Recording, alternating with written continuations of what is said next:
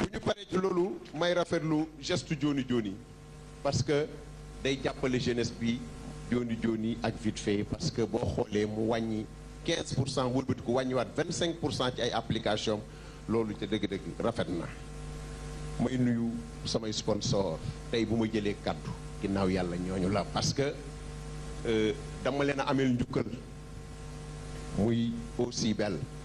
ba may abdu ba léegi nekk ci làmb non newul sax làmb fiara ba léegi maa ngi ñoom guddi bëccëg mosuñu ma bàyyi ba génn nañu benn produit bu bees buy bouteille bi bu neexee yàlla dinañ ko lancer ci làmb ji kon nag képp ku xew leeti ci cadre commercial ak officiel ak carcan administratif yëpp consommer l'eau si belle parce que mooy ndox bi jàppale jeunesse bi bu ñu paree Joni Joni SD City suma ay xarit lañ ñoom itam ñooy def ay logement en passant maa ngi nuyu Dinesh monsieur Ndoye donc ñooñu maa ngi ñoom ay xarit lañu waaw SD City Sofiex EDK Oil Satrec Crédit Mutuel du Sénégal Sifre Baara ji si bel moo ko fi nekkal léegi donc Crédit Agricole sama banque la jeunesse bi yëpp dem ñu financé leen ñu bay joojo meuble seen autozone waaw huile Jadida ak beurre Jadida kon maa ngi leen di gërëm di leen sant ngeen xam ni lamb la comme lamb yëpp Abdou Fall mënuma fi innover lenn mënuma fi créer lenn promoteurs yi yëpp jaar nañu fi mënuma fee def lu fi promoteur deful kon nag yàlla nañ yàlla dolli jàmm yóbbu ñu ba ci bis ba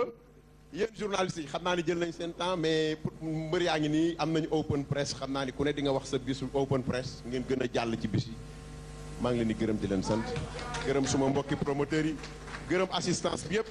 gërëm waa des médias ak journalistes yi fi teew yëpp ak communicateurs traditionnels yi ngeen may ma nag am naa juróomi invité officiel yoo xam ni bisu làmb ja PAF production ak promoteurs yi dañ leen fas a defal teranga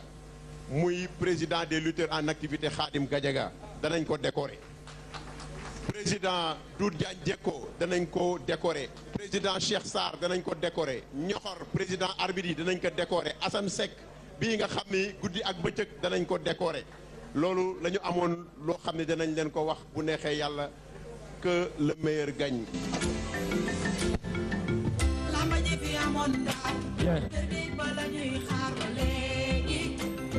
Bordeaux Modou Lo na lépp leer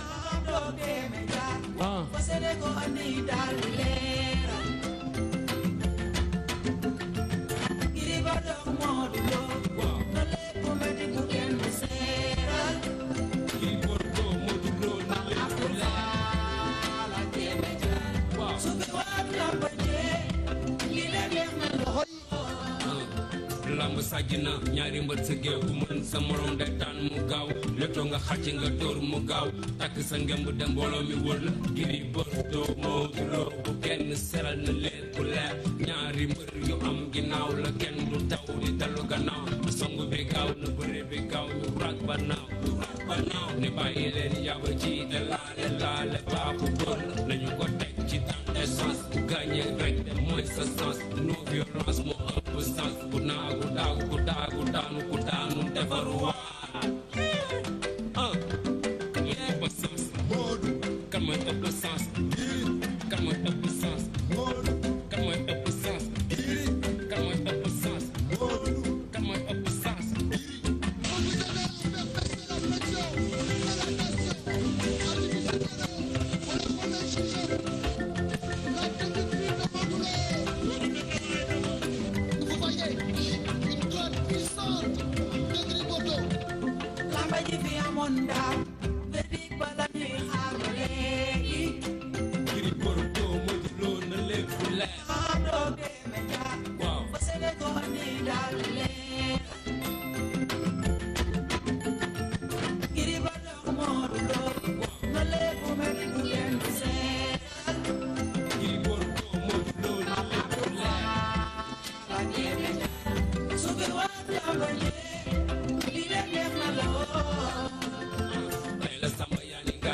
lamba dekki biir Ndakaaru jaay nañ ko bëgg te bañ ko jaay ñii di la jay ñii di la jaay di feeñ sa bët kenn du ko wane Sen TV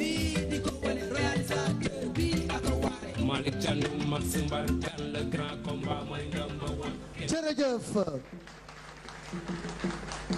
La lutte inspire les artistes. léegi nag ñu jëm ci le face to face. Le 31 juillet s'approche à grands pas.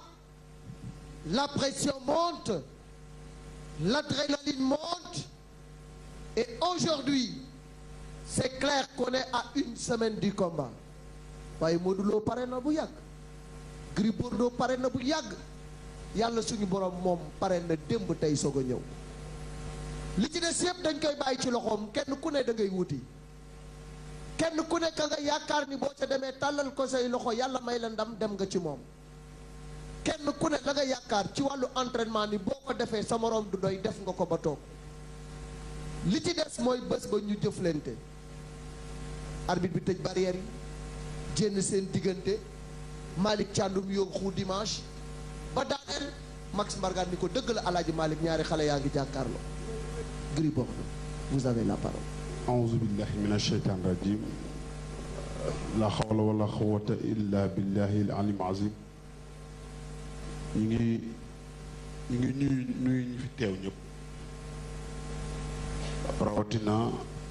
délégation parrain bi parce que c'est extraordinaire rafet na trop parce que tamit bés da nga koy cërale ki nga xam ne moom bés bi te j'espère que bés bi wuyu na borom te j'espère que ni mu commencé rek yàlla na tàmbalee noonu ci kàttanu yàlla ñu ngi rafet loolu lool seen teewaay di wax ni parrain bi muy ministre Amadou Ba moo xam li mu bëgg ci bés bi yàlla na ko yàlla defal réussite totale la ci bëgg te j'espère que ñaari mbër yi yàgg nañ am ay takkusaan bés du rëy ci ñoom parce que yàgg nañ am ay événement yu mag di jaajëfal membre bi nga xam ne moom la CNG yabal fii muy mu tudd sax ci am dibi laa koy wooyee parce que li ma koy romb ci dibité yi bari na trop ma nuyu Khadim Gadiaga di nuyu nag le promoteur su ma ne waxee ni dama koy nuyu di ko gërëm parce que tamit gëm-gëm rek la tëggee combat bi parce que tamit nit da ngay am gëm-gëm parce que yàlla xam ne de engagement yi ñaari mbër yi jël pour rek bañ ren ténor yi ñu si bëri def année blanche moom engagement boobu la jël parce que dañuy toog waxtaan ci ay plusieurs fois ñu toog man ak moom mu wax ma ay mébétam ci année blanche wu ténor yi ñu muy déranger làmb man tamit sama côté ma xam ni tamit engagement yooyu mu jël ñun mbër yi war nañ ko jël demoon ci sax ba mbër yi ku ci nekk sax gisanteeg sa morom sax parce que tamit làmb fi ko gars yi bëggoon yóbbu bu ñu seetaanoon rek day indi ay jafe-jafe te tamit ñun ñëpp ñoo ci perte ñuy jàmbaar la te tamit bés bii tamit engagement yi mu ci jël ak jàmbaar bu mu ci wane moo xam lu mu bëgg ci bés bi yàlla na ko yàlla mottali di nag di nuyu ñi fi mbooloo mi fi teew yëpp mënu ma tudd lim ñu rawatina nag suma boy yi nga xam ne wax dëgg yàlla depuis 1 mois et quelque ñi ngi nekk ak man suma kër sama ay boy mbër yi Baara Ndiaye xam nga ñoom Boga ba Tukulóor Maodo booy yi nga xam ne daal wax dëgg yàlla ñi ngi yeewandoo ak man di jógandoo ak man di lekkandoo ak man di naanandoo ak man di def lépp dafa kay numéro 2 fàttewuma la El Hadj Fall parce que tamit làmb dafa métti mbër bi moom rek il peut pas tout faire y a des gosses yoo xam ne ñoo yor suma sécurité commencé ko sama bopp koñ ba nga xam ne am ci engagement bu extraordinaire boo xam ne daf may gën a yokk góorgóorlu waaw a'uuzu billahi mina shaytaani rajiim bismillahi rahmaani rahiim ñu ngi sant yàlla jël jonte bi gërëm suñu ñaari waajur di nuyu assistance bi fii yëpp ku ci ne sa tur ak sa sant di jiital ci nuyoo bi Pa Abdou Fall promoteur li muy wax ci mbëri ñun ñëpp nag ci moom la nekk moom moo baax moom mënoon na ni tëgg combat laa sekk ak ñoom rek tëgg xam bu làmb ji jeexee mu jeex mais chaque fois xam nga mu ngi nemmeeku mu ngi xool ci luñ nekk ñoo ngi xool fu entraînement yi toll yëpp moom it di ko jaajëfal bu baax a baax di ko ñaanal li mu séntu ci combat bi yëpp yàlla na ko yàlla def lu kawe njortam di nuyu délégation ministre bi bu baax da ci jiital Babacar Gaye ak Khadim ak ñi mu àndal ñëpp bon puisque li ma wax keroog rek ministre bi maag moom du parrain moo ñu boole président moo ñu boole président Macky Sall yàlla xam na ni bi mu ñu boole ba léegi lépp lu ci war mu ngi koy def ñëw tamit waxuma la ak dala dooleel parcelle bu baax a baax écrit AIC yëpp xam mu leen di jàppale te ñun parcelle moo ñu ñor képp ku jàppale parcelle rek dañ lay jàppale moo di nuyu assistance bi yëpp di nuyu communicateur traditionnel di jiital Père Malick Gueye Père Doudou ak géwél yi di nuyu sama mbokku mbër yëpp di nuyu ñu ñuy seetaan fans Modou Lo yi fans Gris Bordeaux yi di nuyu Thiab bu fi représenté CNG tey di nuyu ñëpp ñuy seetaan daal jërëjëf. Gris, on est à une semaine de l'événement une semaine moo ci des lan ban yëg-yëg nga am fi mu toll nii le jour s'approche damay faral di wax ne pression bi mi ngi yéeg adrénaline bi mi ngi yéeg waaye li ci ëpp solo mooy la récupération et puis pour le jour ji nga nekk au top niveau. waaw amoo mbër yi damay wax ni 90% yi c'est des professionnels parce que yàgg nañ am événement yi ça fait très longtemps depuis bi ñuy liggéey ba léegi nekk ci làmb ji ñu ngi am événement yu rëy yi ça veut dire que yàgg nañ préparer ko combat ci à une semaine du combat li ci ëpp importance mooy la récupération et xam nga li nga xam ne daal man ce qui est sûr et certain bu nekkee ci wàkkirlu ci yàlla parce que doomu aadama bi nga xam ne sax dafa war a di jox dépense këram sax dépense du la fekk sa kër man bu nekkee coon wakkilu ci yàlla coon bu nekkee coon rek mooy joxe ndam maa ngi ci guddi ak bëccëg suba ak ngoon gëj naa daj coono bii may daj ci combat bii gëj naa ko daj ci ay coono bu nekkee nag coono rek yàlla na ma yàlla fay coono yi may daj ci combat bi insha allahu rabbi bu nekkee coono rek mooy may ndam yàlla na ma yàlla fay coono yi may daj ci combat bi ci kàttanu yàlla. boo nee combat bi coono yi ngi ci daj gëj nga ko daj ci combat est-ce que du dayoo adversaire bi moo toll noonu wala bés bi moo toll noonu wala sas bi la waa Fass ak say supporters sas moo toll noonu. non du làmb dafay toll foo xam ne bon dafay da ngay toll ci sa carrière foo xam ne da nga war a foncer maanaam waratoo sax xalaat sax di teg benn tànk ci ginnaaw te man foofu laa toll te wax dëgg yàlla dama gis forte mobilisation au niveau de Fass commençant par mon président Abbas Ndoye maa ngi koy saluer de passage parce que tamit détermination bi nga xam ne moom la suma entourage am ci mobilisation ak ci jàppale gëj naa ko sentir depuis suma combat ak Bombardier kon donc moo tax nag mooy ma war a foncer. Gris dama lay xool nga ni ma dangay daj ay coono ma fekk la sa kër gis Maodo toog man la may Gris da ngaa jeex nga ni ma boo ma comparé ak Maodo da ngay juum parce que moom dafa am nu mu toll mais franchement ku la xool xam ne forme bii nga yor dafa mel ni ba nga yoroon contre Eumeu Sène est-ce que du juumuma wala boog noonu moom moo am. non combat ñun am nañu habitude di préparer ñi nga xam ne yàlla dafa ñu boole ak ñoom ñuy nekk ay professionnels ci liggéey bi seen xam-xam dafa màcc ci nga xam ne chaque adversaire rek ak ñu koy préparer. comme que sama adversaire dafa sopp fu ne lay jaar damay fexe rek tamit xaw gaaw ba nga xam ne fu mu yuuxee rek fekk ma fa. moo tax ma xaw a rës tuuti ma wàcc. parce que tamit combat bu adversaire bu nekk rek ak ni ñu koy préparé. kon bii dafa laaj rapidité vivacité mobilité. waaw gaaw rapide waaw waa ji lu mu yëngal rek nga yëngal lu xam nga yaa ma gën a xam affaire yi. ayca ñu ñëw ci Modou nee na ay coono la daj yu nga xam ne daal yaakaar na ni coono yi mu daj bu ko yàlla fayee ay coonoom bu bés baa doo doy yow ndax daj nga coono yi mu daj yow tamit Modou wala yu ko raw. waaw làmb moom ku xam làmb xam ni coono la ci commencement ba fin xam nga te moom coonom la xam coono yu mu daj rek jàpp naa ni ñun daj nañ ñu ko ëpp comme li mu waxoon ci signature bi passé ñun ñooy ay ndaw li mu bëgg ñun ñoo ko gën a soxla foofu dañuy soog a commencé suñu carrière am ci luñ jógee am fu ñu bëgg a dem moo tax lépp lu war ci combat rek ñu ngi koy def lépp ci war ci combat ñu ngi koy def pare nañ dañuy ñaan rek yàlla may ñu tarak fekkee ñun ñëpp ba bis ba ñu def lu ñu war a def incha allah. coono yi boo ko waxee dinaa ko gëm parce que ba ma jógee kër Gris Bordeaux dama lay wër di la wër ba fekk la ci benn matelas Modou Lo mel ni néew bu tëdd ndax coono yu mu daj pour ñu yee ko kenn xamul def naa fa 15 minutes pour yee ko mënuma koo yee ñu ne ma Modou daa sonn dafa contact matin midi soir yëkkati ay weñ ba fi mu toll nii mënatul dara kon gëm naa ni yow it daj nga ay coono mais bu ñu la xoolee aussi dañu jàpp ni peut-être da nga yokk volume est-ce que du combat bi moom moo laaj loolu te sa waay nee na dafa bëgg loo curux mu carax ko. non yokkuma volume sax wax dëgg yokkuma volume xam naa wàññi ko tuuti mais daal ñu ngi ci liggéey yu metti bu dee liggéey rek mooy may ndam incha allah xam naa ne yàlla dinañu ko may bu soobee yàlla. moom dafa wax ni rapidité mobilité gaawaay maanaam loolu lay liggéey pour que foo yëngatu rek mu nga fekk ko fa est-ce que yow tamit sa côté rapidité gën nga ko yokk wala yaakaar nga ni Gris mën na la kar làmb ji yëpp ba foo yëngu mari mbax la ko. non gëmuñu ni mën nañu karde incha allah gëmuñu ni mën nañu téye fenn lu ñu bëgg a def ci kàttanu yàlla yal nañu yàlla may tarak fekk rek danañ ko def bu bis ba incha allah.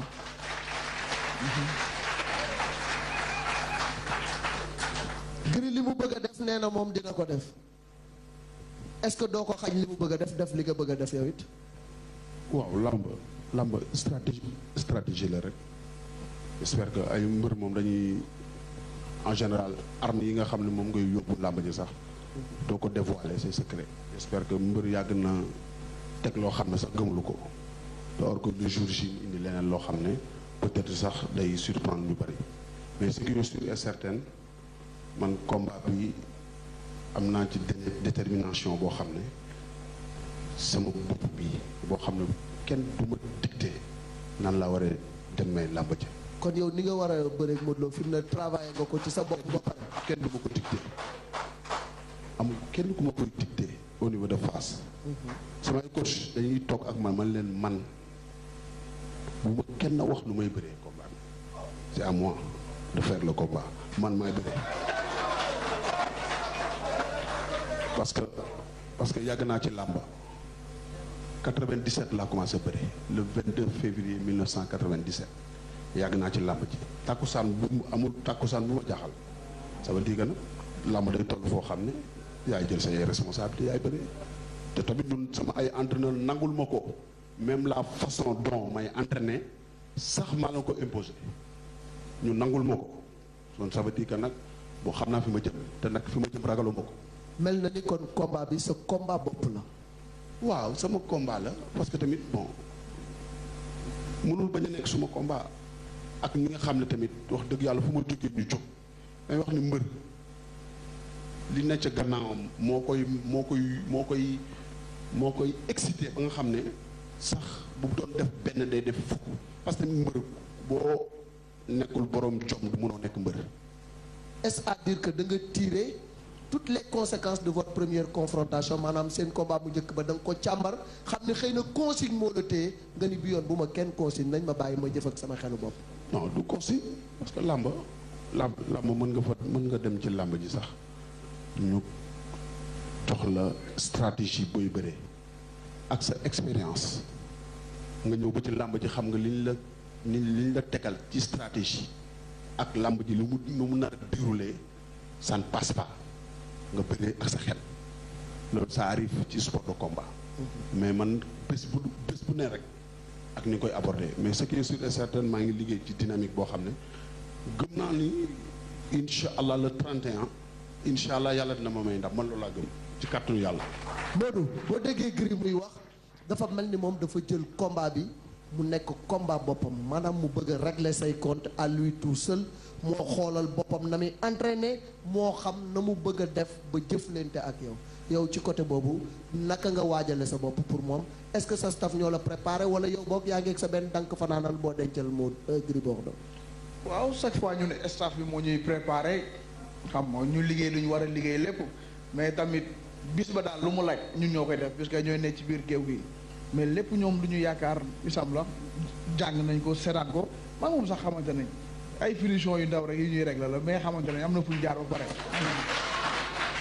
affaire bi méttiwul ah ma ne ko méttiwul lu ndaw la rek xam nga lu ñuy lijjanti puisque am na fu ñu jaar ba pare xamante nañu ngay fa ngeen jaar da nga faa jaar nga xam ne kii boo ko jàppee le jour J du doy wala lan wala ay réglage yu ndaw rek moo ci des ay réglage yu ndaw rek réglage yu ndaw pour yow nga ñëw dicté sa loi Gris Bordeaux puisque am na fu ñu jaar xamante nañu bu baax a baax bëri nañ ñaata minute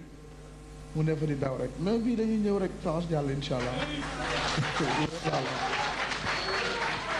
Gris sa waay soobu na ci sa mbojj torop nag parce que boo ko déggee muy wax nii naan ay réglage yu ndaw rek dafa mel ni moom pare na pour yow de ay réglage yu ndaw moo des pour mu régler sa problème ah non am problème amoo de 31 ak léegi li si des bëreetul. yow ñu ay réglage la dese wala pare nga le 31 ak léegi te jour J mooy combien jour J mooy 7 xaw 8 matatu ko matatu ko kon comme ngay réglage moo ko dese man ce qui est sûr et certain bu arbitre sifflé moom du taxaw man leer na ma man loolu leer na ma bu arbitre sifflé man leer na ma du taxaw bu taxawee duñu bëre 2 minutes 1 minute duñ ko bëre man ak moom ah oui waaw waxu mbër lay wax rek li muy wax moom sax gëmu ko man kenn dafa mës a gis arbitre sifflé ma daw leen lay wax waxu mbër la loolu muy wax nekkul ci moom Malick combat bi naa ko yan lu mu attanul mbër bu naan du ma daw mbër bu naan du ma daw wala du ma reculer dañ la tegul lu attanul te combat bi bu taxee ma yan ko lu mu attanul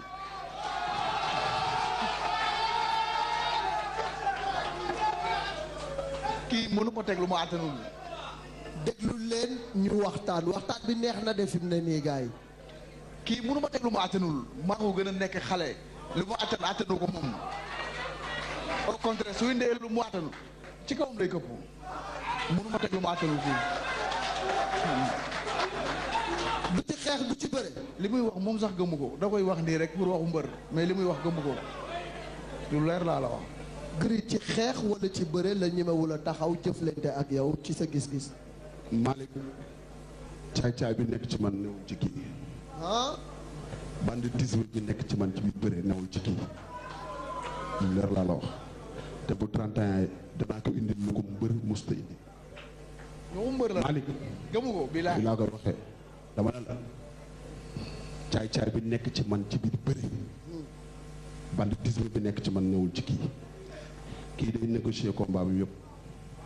te combat bi mënu ko négocier ba génn ci Malick foo xale moo koy def ñun ay xale yu ndaw lañ dugg ci làmb suñu 10 ans ci làmb day soog a mat ñoo ko gën a bëgg làmb ji gën ko bëgg lu ñuy def fuuf lu muy wax waxu mbër la day wax lu ko neex kii mënu ma teg lu ma attanul kii dox suma kaw ma reculer xanaa ñu daje ah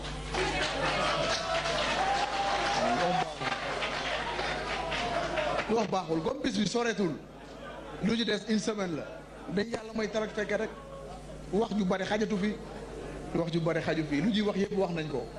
wax xaju fi nañ yàlla may ñu tarak fekke rek ba bis boobu Gris l'importance de ce combat pour Gris Bordeaux pour Fass pour la Médina pour Gueule Tapée pour Ñaari Tali ak li ko wër yëpp waaw combat bi importance bi mu am rek mooy tey ndam ku ne xam nga ndam fi mu lay yóbbu ku ne xam ni défaite fi mu lay yóbbu te sport de combat lañ nekk te tamit ak làmb ji actuellement nii dafa saturé trop ba nga xam ne tey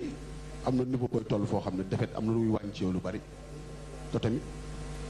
xam nañ tamit combat bi tamit lu muy représenter pour suñu carrière. enjeu yi rëy na. waaw parce que derrière ce combat se cache le titre de roi des arènes parce que ku bëgg a faxas sa morom ci yéen ñaar bëgg a jël titre roi des arènes foog nga jëflanteeg moom lu metti le 31. waaw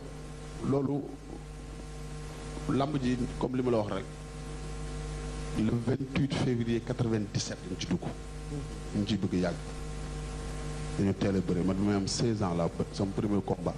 16 ans laa bëre ci làmb ji. boobu major go de biir majorement 16 ans laa bëre kon ñu ngi bëgg yàgg ci làmb ji ñu ngi ci am expérience. takkusaan mënuñoo jaaxal takkusaan mënu rëy jaaxal man laa la wax de takkusaan mënuma jaaxal te ba nga xam ne tamit li ma gën a neex ci combat bi mooy suma gannaaw macha allah ci taxawaay te man dama gëm loolu li ko dalee écurie Fass commençant par mon président Abbas Ndour tout le monde est derrière moi amul ay détails li ko dalee sama dëkku ci maa leen di nuyu de passage xam nga amul kenn ku des lu ma fàtte sax ñoo ma koy fàttali ba nga xam ne gën naa am forte mobilisation bu mel ni ci samay préparation kon boog li ci des daal ay une semaine moo ci des yàggatul le 31 c'est bientôt te incha allah dana leer le 31. ragal nga ni mobilisation bi moom mooy raw sa diggante ak Bombardier keroog ba ñu taalee hélicoptère yi tiim stade Demba Diop mu mel ni des millions de personnes ñoo doon jénn biir Demba Diop est-ce que yaakaar nga ni mobilisation boobu di nga ko yóbbul waa génération xereñ waa xereñ famille ak ñooñu nga xam ne fu Modou jógee ñu jóg.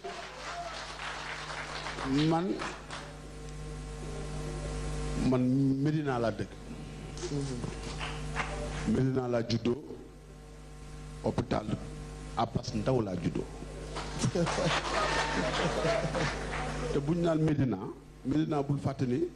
Seydi Hadji Malick moo ko tuddee Médinatu Munawwara sama turando en 1914.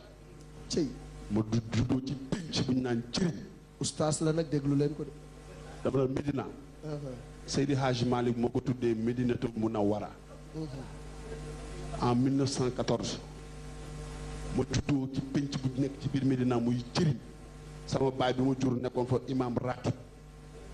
pendant 25 ans. kon ça veut dire maa ngi dëkk fi nga xam ne boo naan Ndakaaru rek moom mooy première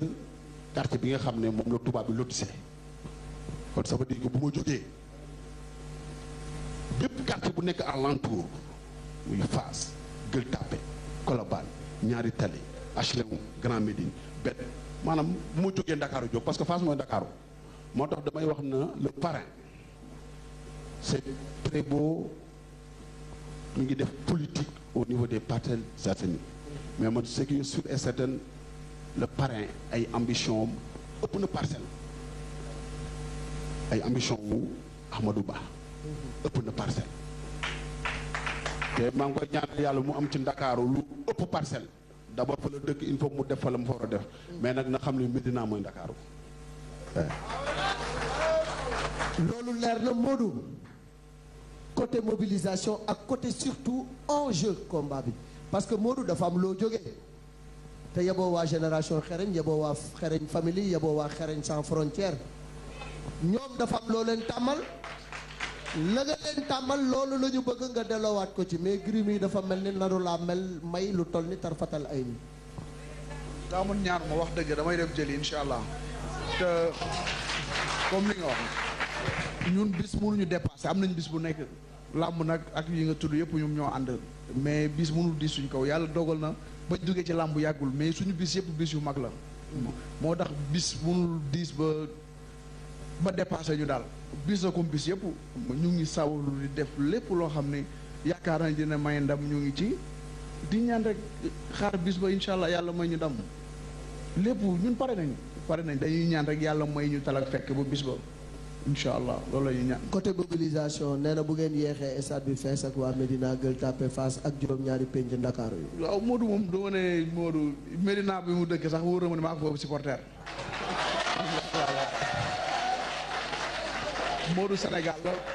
Modou Sénégal la nekkatul Modou parcelle rek parcelle unité 10 fa laa juddoo fa laa yaroo fa laa màggee mais Modou Sénégal la su ma jugee ñëpp jóg xam nga di nuyu waa génération xarañ bu baax a baax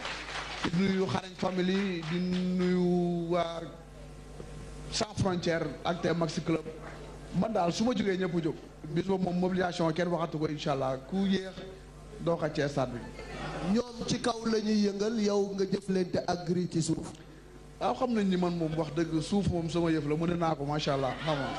ñoom nañu gérer seen côté rek man dinaa gérer suuf incha allah. Gris bu ñu tëjee barrières yi arbitre bi ni fër ni la pare nga mu ni Modou pare nga mu jéem dox seen diggante nga xool gis waa Fass Médina Gueule Tapée ñëpp taxaw di la xaar asiko yi rek.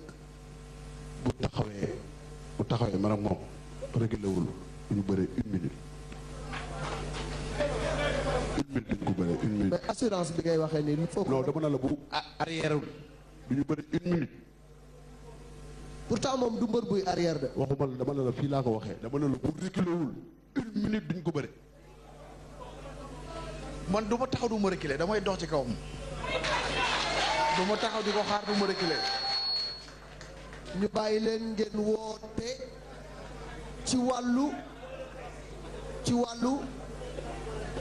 ci wàllu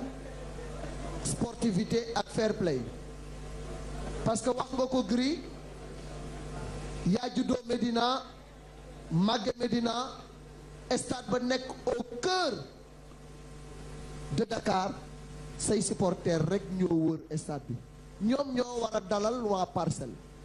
war leen a gungewaat bu ñuy ñibbi mais lépp ci jàmm comme ni ko parrain bi bëgg na ni yéen ñaar ku daana ku daanu na ngeen yéeg ànd mu jox leen ñaari trophée loolu aussi di nga jël engagement ni quel que soit le verdict di nga yéeg ci wetu parrain bi mu jox leen trophée yi nga woote également fair play ci seen diggante.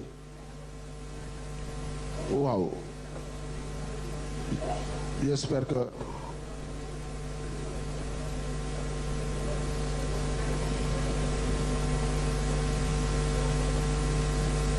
maanaam j'espère que ñun on a l'habitude tey di waxtaan ak suñu ay fans club suñu ay supporters avant combat et après combat parce que tamit lamb comme que dañuy joxoñ kon ça veut dire saa yu si dem rek war nañ di mobiliser wu di waxtaan ak suñu ay supporters te yàgg nañ ko di ko def parce que tamit bu nekkee boo jógee plus de ay nombre de personnes topp sa gannaaw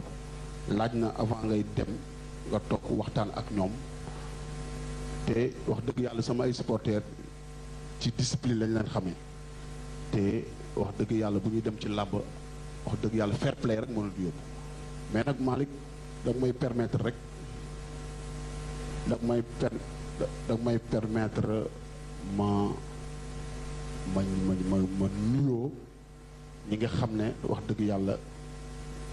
dañ may jàppale di teg ci man ay coono maa ngi woo suma mbokku saafeen yi parce que wax dëgg yàlla Medina laa dëkk fa laa juddoo fa laa yaroo fa laa màggee waaye nag mi saafi mi kañiy mbokku saafe ci jën ini boobu baax te du ñaani to ini wel tigi jën gannaay koox na yeneen yaakaar du mi raki combat le 31 juillet contre Modou Lo gannaay koox na yeneen yaakaar du parce que ini wel tigi jën du a mbokko ini boobu baax te du ñaani to Modou Lo nabi Doudou Lo waaw maa ngi woo sama mbokk saafeen yëpp bu weesoo loolu Malick maa ngi woote autorité yi nga xam ne ñi may jàppale ci baateen ak ci zaahir maa ngi ciy juutal Pape Mayel Diop yi nga xam ne wax dëgg yàlla mooy borom Ndakaaru Abdoulaye Seck ministre ñu may jàppale la Cheikh Ahmed Tidiane Ba di doomu ndeyu Amadou Ba di xaritam di léppam te wax dëgg ay Abdoulaye Seck ay Seydou Gueye suñu ministre parce que nag ñun Médina dañu bëri ay ministre te nag ak suma maire muy Bamba Fall ak mbaaw ba ma dëkk wax dëgg yàlla booy fa nekk ñoo may gàdde suma kër Youssou Ndour waaw Youssou Pouy waaw Ablaye Pouy mooy maire mbaaw di woo Bamba Fall suma maire de la Médina di woo Ousmane Ndoye mairie Parcelles mairie Fass Gueule Tapée Colobane moo nekkoon suma président écurie di woo Diop Sy di woo Seydou Gueye suma grand suma ministre di woo Alhamdu Ndiaye suma xarit mais daal ce qui est sûr et certain daal mënu ma limal lépp mais daal partout waa suma maire campement nga ko wax parce que suma yaay campement la dëkk ama di woo Al Samba maire yi mooy président communauté rurale bu Diass ama di woo daal ñëpp sama grand yi nga xam ne daal wax dëgg yàlla parce que actuellement nii boo gisee ñuy man may woote parce que sama loxo sama poche yi dafa vite parce que tamit boo jógee fii dem États-Unis pendant deux mois frais yi dafay métti c'est extraordinaire dafay métti ba nga xam ne soo amee lu la jàpp rek day métti moo tax may woo suma grand yi ay grand manqueur ministre manqueur yi ñaa Aly Ngouille Ndiaye Diène Farba Sarr di woo Moustapha Diop di woo sama maman sama yaay bopp muy madame Ndeye Gaye bu lu ndoot sama tata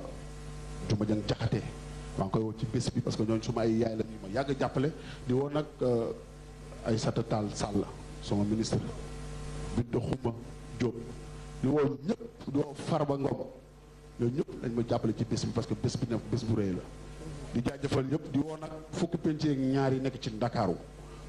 Ndakaar nag bu ñu ko waxee mooy fukki penc ak ñaar te nag ci laa dëkk fukki penc ak ñaar yi bu dara des na lépp génn jërë ngeen jëf. mais bu ñu la déggee ngay wax ay fukki penc ak ñaar bu dara des na lépp génn naan Modou Doudou la tudd ak yooyu dafa mel ni mystiquement da nga craindre booy bi wala yow. non du craindre sax parce que nit dañu naan Modou Doudou la tudd waaw moo tudd ba giri man Ibrahima John laa tudd. Doudou am ay kayitam Doudou ma nekk ba gaa naan Modou ba damay leeral rek. waaw mystiquement booy bi il paraît que. non mystique leneen la mystique moom day dalal xel rek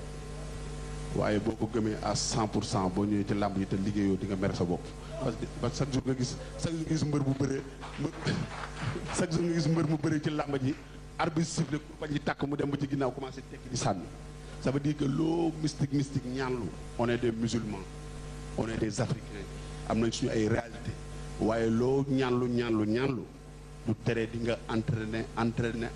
bay bëgg a dee. jërëjëf waaye Modou sa waay woote bi yaatu na nag yooyu wooteel. waa tiit rek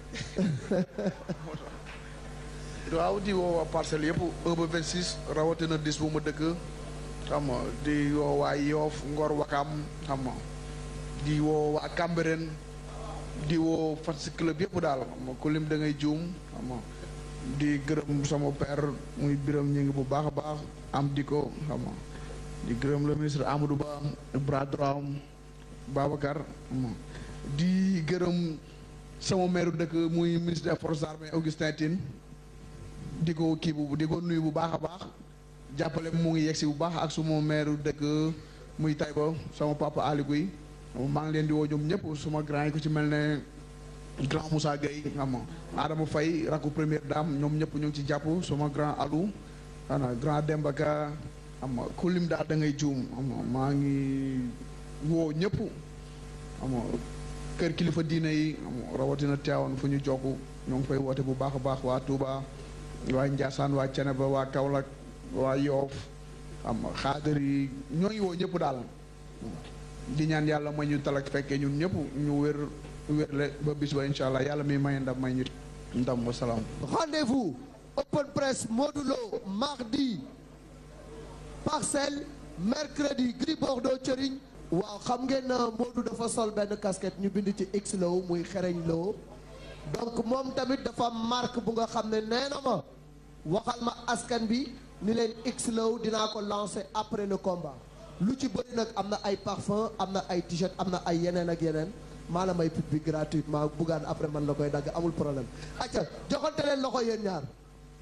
pour la photo pour immortaliser les moments dindi leen micro yi voilà merci d'avoir suivi ñu génn dans le calme.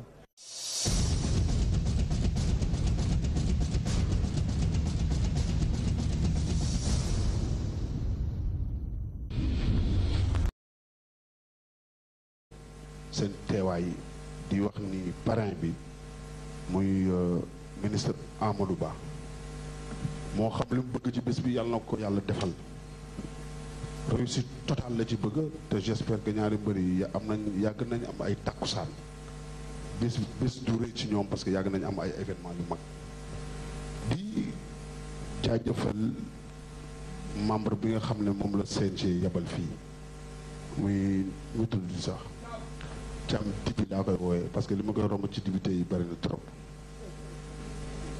ma ne nuyu Khadim Gadiaga di nuyu nag le promoteur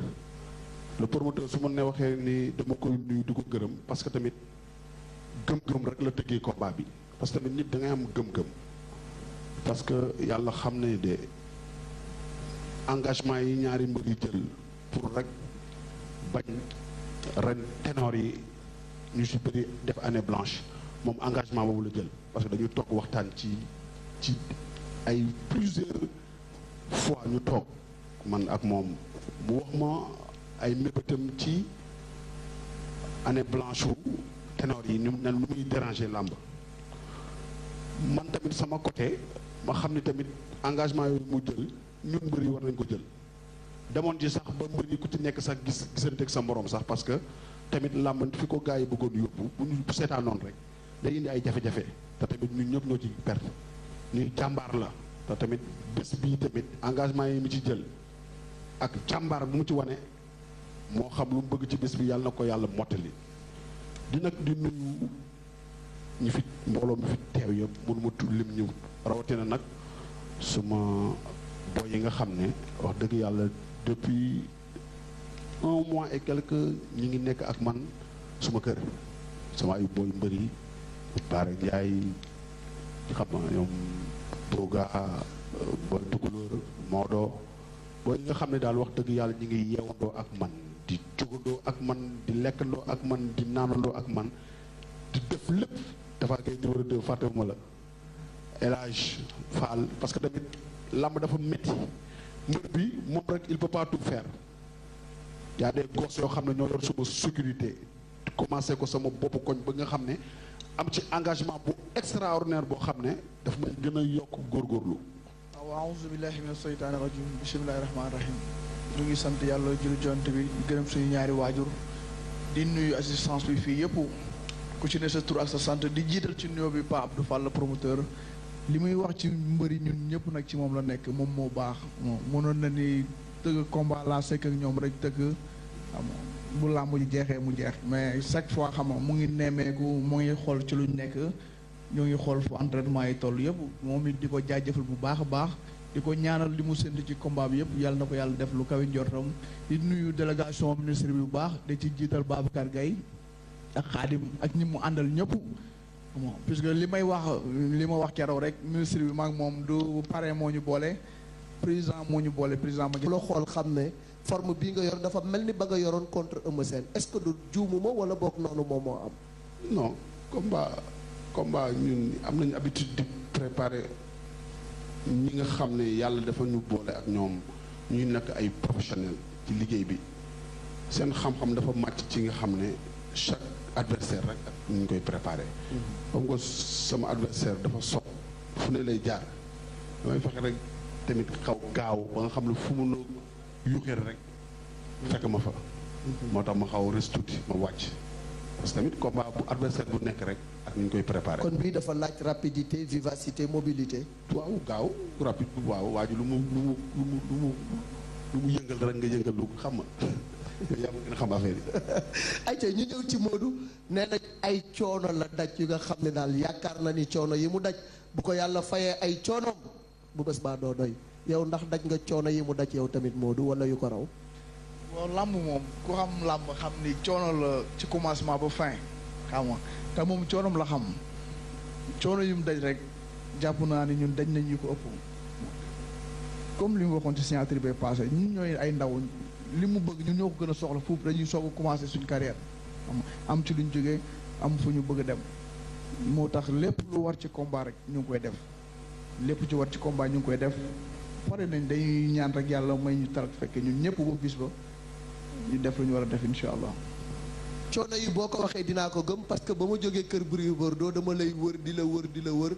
ba fekk la ci benn matelas Modou Lo mel ni néew bu tëdd ndax coono yu mu daj pour ñu yee ko kenn xamul def naa fa 15 minutes pour yee ko mënuma koo yee ñu ne ma Modou daal sonn dafa contact matin midi soir yëkkati ay weñ ba fi mu toll nii mënatul dara kon gëm naa ni yow it daj nga ay coono mais bu ñu la xoolee aussi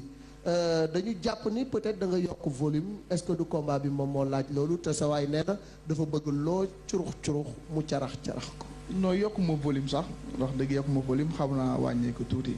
mais daal ñu ngi ci liggéey yu metti bu dee liggéey rek mooy may ndam incha allah xam naa ni yàlla dinañu ko may bu soobee yàlla. moom dafa wax ni rapidité mobilité gaawaay maanaam loolu lay liggéey pour que foo yëngatu rek mu nga fekk ko fa est-ce que yow tamit sa côté rapidité gën nga ko yokk wala yaakaar nga ni Gris mën na la kar làmb ji yëpp ba foo yëngu mari mbax la ko. non gëmuñu ni mën nañu karde incha allah gëmuñu ni mën nañu téye fenn lu ñu bëgg a def ci kàttanu yàlla yal nañu yàlla may tarak fekk rek danañ ko def bu bis ba incha allah.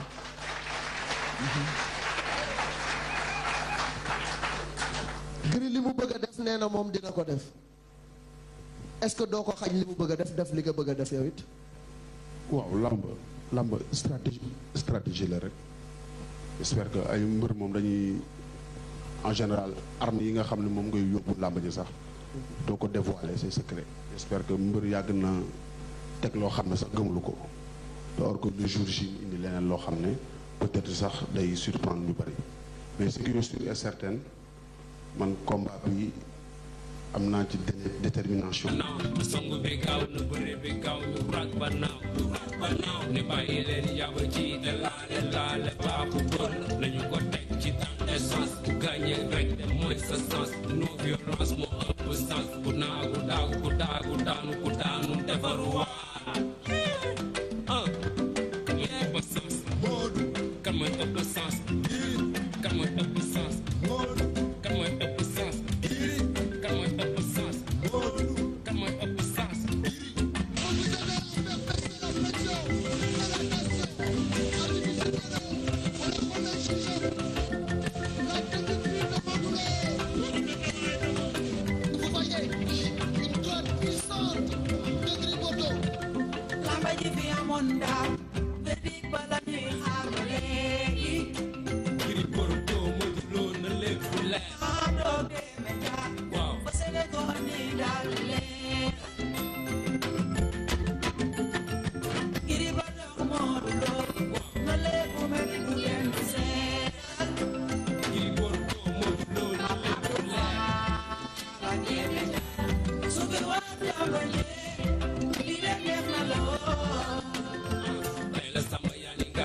lamba dekki biir Ndakaaru jaay nañ ko bëgg te bañ ko jaay ñii di la jay ñii di la jaay di feeñ sa bët kenn du ko wane Sen TV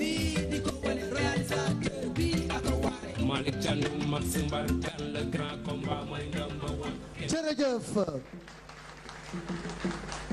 La lutte inspire les artistes léegi nag ñu jëm ci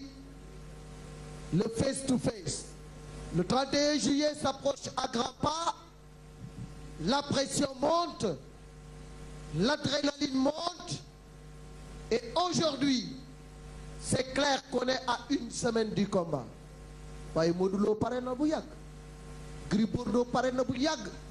yàlla suñu borom moom pare na démb tey soog a ñëw. li ci des yëpp dañ koy bàyyi ci loxoom kenn ku ne da ngay wuti.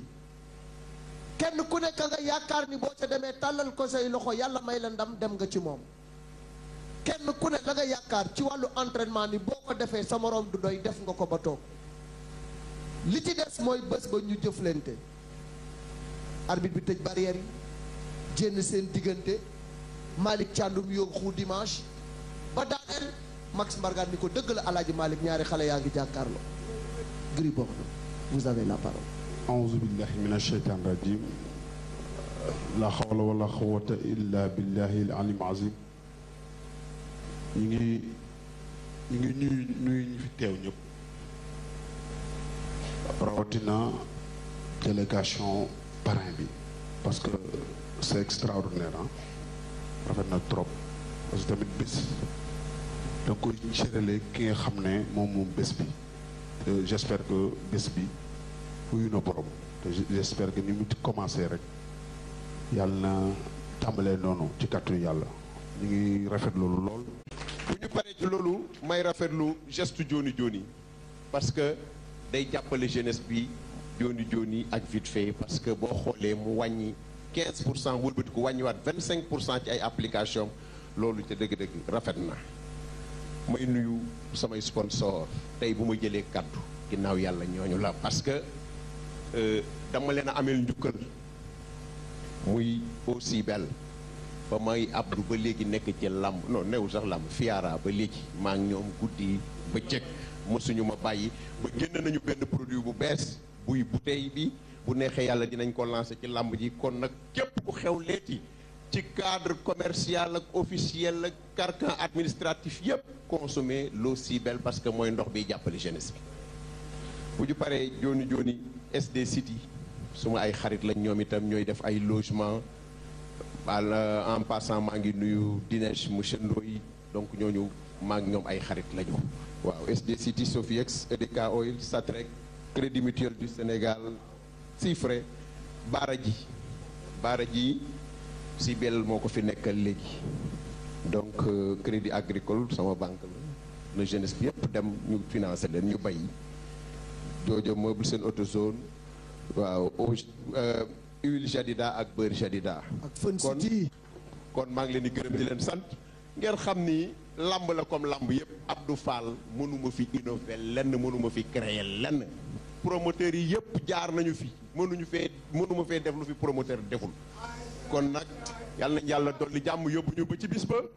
yéen journalistes yi xam naa ni jël nañ seen temps mais mbër yaa ngi nii am nañu open press xam naa ni ku ne di nga wax sa bisu open press ngeen gën a jàll ci bis yi maa ngi leen di gërëm di leen sant gërëm suma mbokki promoteurs yi gërëm assistance bi yëpp gërëm waa des médias ak journalistes yi fi teew yëpp ak communicateurs traditionnels yi ngeen may ma nag am naa juróomi invité officiel yoo xam ni bisu làmb ja PAF production ak promoteurs yi dañ leen fas a defal teranga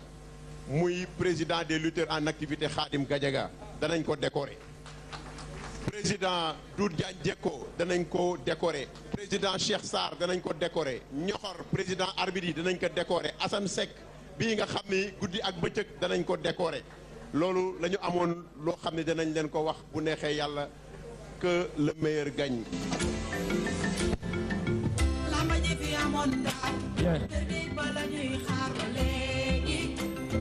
Bordeaux Modou Lo de lépp leer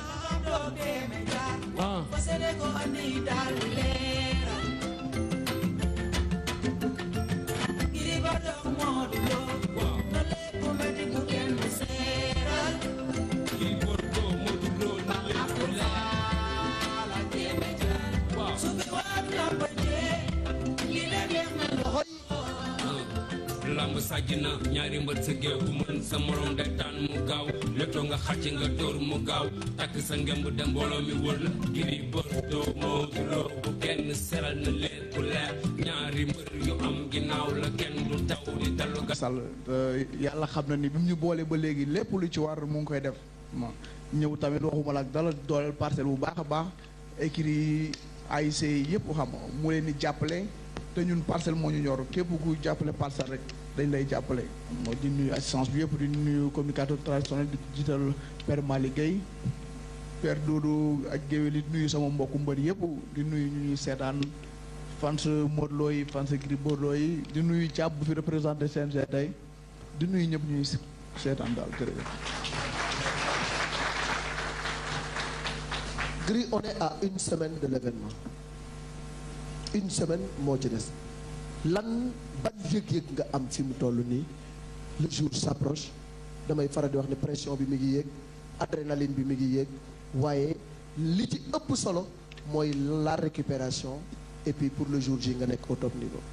waaw amoo mbër yi damay wax ni 90% yi c'est des professionnels parce que yàgg nañ am événement yi ça fait très longtemps depuis bi ñuy liggéey ba léegi nekk ci làmb ji ñu ngi am événement yu rëy yi ça veut dire que yàgg nañ préparer combat ci à une semaine du combat li ci ëpp importance mooy la récupération et xam nga li nga xam ne daal man ce qui est sûr et certain bu nekkee ci wàkkirlu ci yàlla parce que doomu aadama bi nga xam ne sax dafa war a di jox dépense këram sax dépense du la fekk sa kër man bu nekkee coon wakkilu ci yàlla coono bu nekkee coono rek mooy joxe ndam maa ngi ci guddi ak bëccëg suba ak ngoon gëj naa daj coono bii may daj ci combat bii gëj naa ko daj ci ay coono bu nekkee nag coono rek yàlla na ma yàlla fay coono yi may daj ci combat bi insha allahu rabbi bu nekkee coono rek mooy may ndam yàlla na ma yàlla fay coono yi may daj ci combat bi ci kàttanu yàlla. boo nee combat bi coono yi nga ci daj gëj nga ko daj ci combat est-ce que du dayoo adversaire bi moo toll noonu wala bés bi moo toll noonu wala sas bi la waa Fass ak say supporters sas moo toll noonu. non du làmb dafay toll foo xam ne bon dafay da ngay toll ci sa carrière foo xam ne da nga war a foncer maanaam waratoo sax xalaat sax di teg benn tànk ci ginnaaw te man foofu laa toll te wax dëgg yàlla dama gis forte mobilisation au niveau de Fass commençant par mon président Abbas Ndoye maa ngi koy saluer de passage parce que tamit détermination bi nga xam ne moom la suma entourage am ci mobilisation ak ci jàppale gëj naa ko sentir depuis suma combat ak Bombardier kon donc moo tax nag mooy ma war a foncer. Gris dama lay xool nga ni ma da ngay daj ay coono ma fekk la sa kër gis Maodo toog man la may Gris da ngaa jeex nga ni ma boo ma comparé ak Maodo da ngay juum parce que moom dafa am nu mu toll mais franchement.